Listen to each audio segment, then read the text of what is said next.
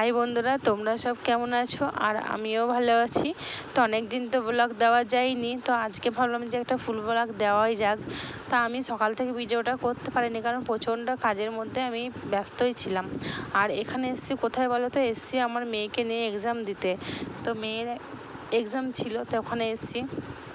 এসে দেখছি এখানে এত পরিমাণে রোদ উঠেছে যে আর একটু বসারও কোনো জায়গা নেই। আর ওখানে দেখছো, ওখানটায় সমস্ত সবাই দাঁড়িয়ে আছে।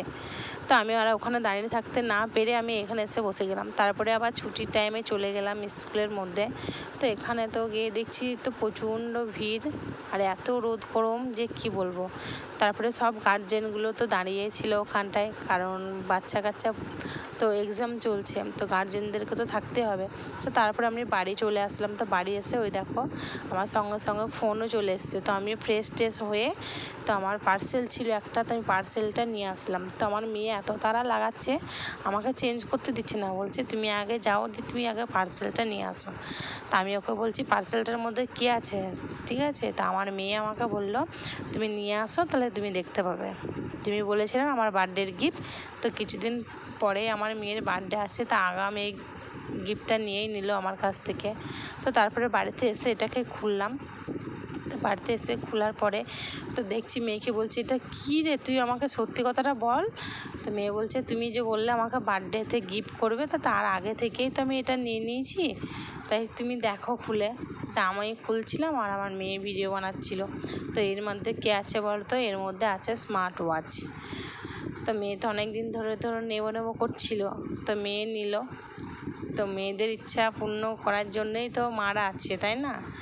তো ওদের ইচ্ছে তো পূর্ণ করতেই হবে। তো বার্থডের আগেই নিয়ে নিল গিফটটা। তো খুবই পছন্দ, অনেক দিন ধরে দেখে দেখে রেখেছিল বলে।